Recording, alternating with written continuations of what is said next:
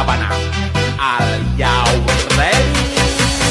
Kicau, kicau, kicau mania. Kicau, kicau, kicau mania.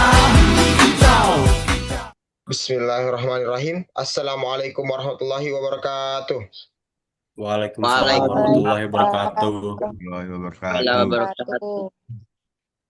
Pertama-tama, yang paling utama yang diutamakan oleh para alim ulama, marilah kita panjatkan puji syukur kita atas kehadirat Allah Subhanahu wa taala yang telah memberikan kita nikmat iman, nikmat Islam, serta nikmat sehat walafiat sehingga kita bisa berkumpul pada malam hari ini. Salawat juga serta salam tak lupa kita curahkan kepada baginda kita Nabi besar Muhammad Shallallahu alaihi wasallam yang telah membawa umatnya dari zaman kegelapan hingga zaman terang benderang. Baiklah, sebelum kita lanjut ke materi, baiknya kami memperkenalkan diri. Perkenalkan, nama saya Khair.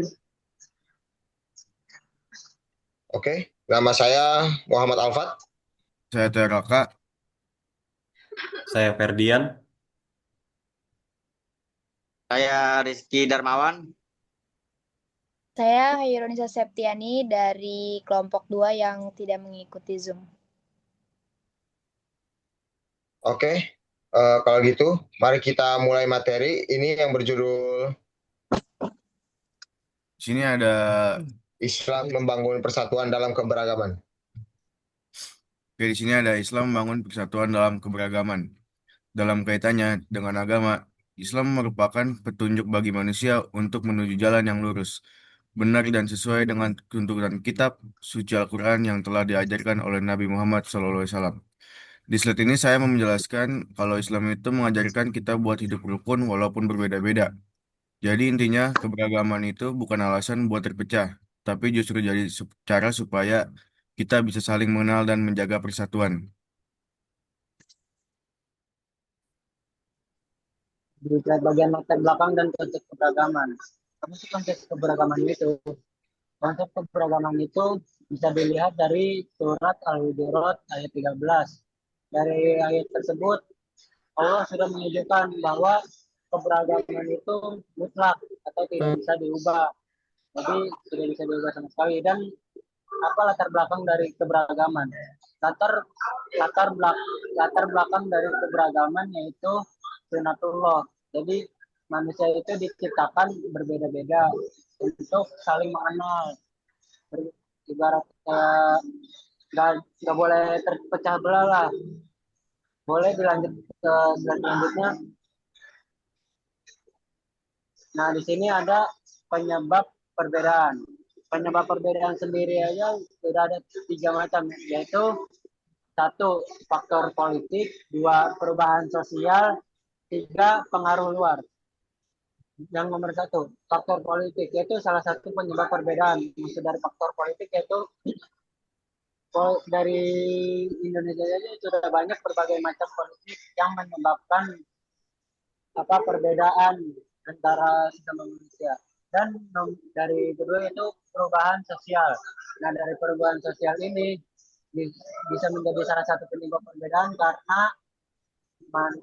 karena semua orang itu mungkin ya sifatnya beda-beda, atau perubahan sosial itu dari segi zaman dulu sampai zaman sekarang itu kan juga berbeda. Nah, yang terakhir itu pengaruh luar. Pengaruh luar bisa menjadi salah satu penyebab perbedaan karena mungkin dari segi pergaulan atau segi yang lainnya itu juga bisa menyebabkan perbedaan antara satu sama lain. Oke, bisa dilanjut. Oke, selanjutnya berikut beberapa prinsip dasar Islam dalam menyikapi dan memahami pluralisme. Nah, yang pertama, prinsip keberagaman yang lapang. Salah satu masalah yang serius dalam menyikapi keberagaman adalah masalah klaim kebenaran. Oleh sebab itu, sikap kelapangan dalam mencapai kebenaran ini bisa dikatakan sebagai makna terdalam keislaman itu sendiri. Lanjut. Yang kedua ada keadilan yang objektif. Dalam konteks pluralisme, Keadilan mencakup pandangan maupun tindakan kita terhadap pemeluk agama lain. Islam mengajarkan bahwa kita harus menegakkan keadilan dalam sikap dan pandangan ini dengan objektif, terlepas dari rasa suka atau tidak suka.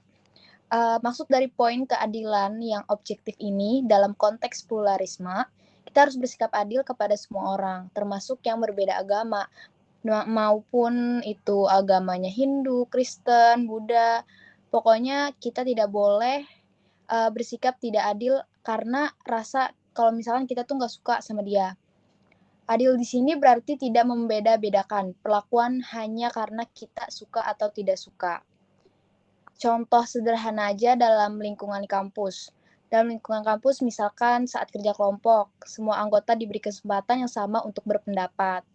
Terus juga kita tetap harus saling membantu sama teman-teman kita yang agamanya tuh bukan selain Islam. Next. Oke, selanjutnya. Yang ketiga, sebagai sistem kompetitif yang positif. Memanfaatkan keragaman agama menjadi sistem kompetitif atau berlomba-lomba dalam kebaikan. Contoh, melakukan advokasi terhadap masyarakat tertindas seperti kaum buruh, pelecehan seksual, dan semacamnya. Jadi, dengan keberagaman agama, kita bisa berlomba-lomba dalam melakukan kebaikan. Jadi, tidak hanya agama Islam atau agama yang lain, untuk melakukan kebaikan, kita semua harus sama-sama untuk melakukan kebaikan. Salah satunya adalah kita melakukan dukungan terhadap kaum buruh yang tertindas. Kita harus membela kaum buruh yang tertindas, pelecehan seksual terhadap pria maupun wanita, dan semacamnya. Lanjut. Oke, bisa dilanjut. Toleransi tasamuh. Secara etimologi, sabar dan menahan diri.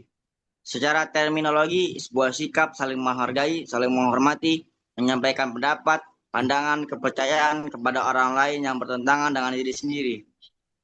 Secara umum, sebuah perilaku manusia yang menghormati dan menghargai perbedaan yang ada, baik itu antara individu maupun antar kelompok. Jadi toleransi itu kita saling menghargai. Salah satunya adalah perbedaan agama, suku, ras, dan sebagainya. Bukan karena misalkan orang lain berbeda dengan kita, berbeda tentang agama atau suku, kita mendiskriminasinya, itu tidak boleh. Kita harus saling menghargai. Karena dengan menghargai itu kita menjadi satu. Tidak boleh kita misalkan di agama lain kita tindas atau kita merasa benar, itu tidak dibenarkan dalam Islam. Lanjut. Selanjutnya Oke, bisa akan dilanjut. saya toleransi dalam Islam. Bisa dilihat dari POV atau sudut pandang kita bahwa Islam adalah suatu agama yang fleksibel dalam bertoleransi. Oleh karena itu, semua bisa bertoleransi kecuali dalam hal nilai dan prinsip yang telah ditentukan oleh Allah. Islam tidak memaksa orang lain untuk mengikuti aturan Islam, namun Islam melindungi orang yang tunduk terhadap aturan yang dibuat oleh Allah. Maksud dari slide ini itu Islam mengajarkan umatnya untuk menghargai dan menghormati perbedaan, baik perbedaan agama, budaya, maupun pendapat. Sebenarnya toleransi dalam hidup itu harus berdampingan dengan damai, tanpa memaksa orang lain untuk mengikuti agama Islam itu sendiri. Jadi, kalau agama itu udah punya keyakinannya masing-masing dari hati, nggak bisa dipaksain. Terus, contoh ya sederhananya aja di sini kita berteman di kampus sama semua orang tanpa membedai agama mereka, menghargai teman yang sedang beribadah, menghargai juga apa yang mereka anut kepercayaannya, terus tanpa menghina kepercayaan itu sendiri. Selanjutnya akan disampaikan oleh Theo. Di sini ada sistem nilai dalam Islam. Sistem nilai dalam Islam itu ada 3, yaitu 1 tauhid, 2 ibadah, 3 qiyamah. Lanjut. Oke, selanjutnya. Yang pertama itu ada tauhid, merupakan sikap mengesahkan Allah secara utuh dan menyeluruh. Sebagai umat Islam, kita harus percaya dan menyerahkan diri sepenuhnya kepada Allah dalam hidup sehari-hari.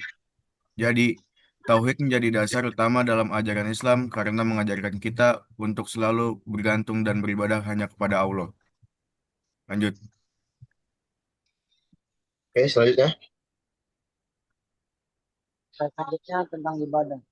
Ibadah menurut para ahli atau para ahli ibadah, maksudnya itu seluruh aspek nama yang jika dilakukan mendapat ridha Allah, baik berupa ucapan maupun secara perbuatan, baik secara terang-terangan maupun secara sembunyi-sembunyi.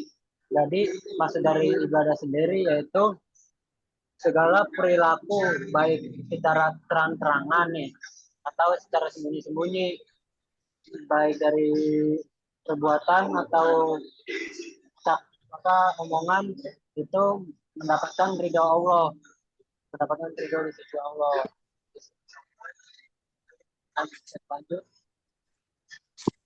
Oke, lanjut. Nah, oke, kiamah. Secara nahwu berkedudukan sebagai musdar yang dimustaq dari kata koma, yang berarti berdiri, bangkit, tegak. Secara sepintas berarti hari di mana sebuah kebenaran hakiki tegak bukan relatif atas pandangan manusia. Jadi penjelasan singkatnya, kiamah adalah hari berakhirnya kehidupan dunia dan dimulainya kehidupan akhirat. Hari kiamat merupakan salah satu rukun iman, yaitu iman kepada hari akhir. Pada hari itu, seluruh manusia akan dibangkitkan dari kubur untuk mempertanggungjawabkan semua amal perbuatannya selama hidup di dunia.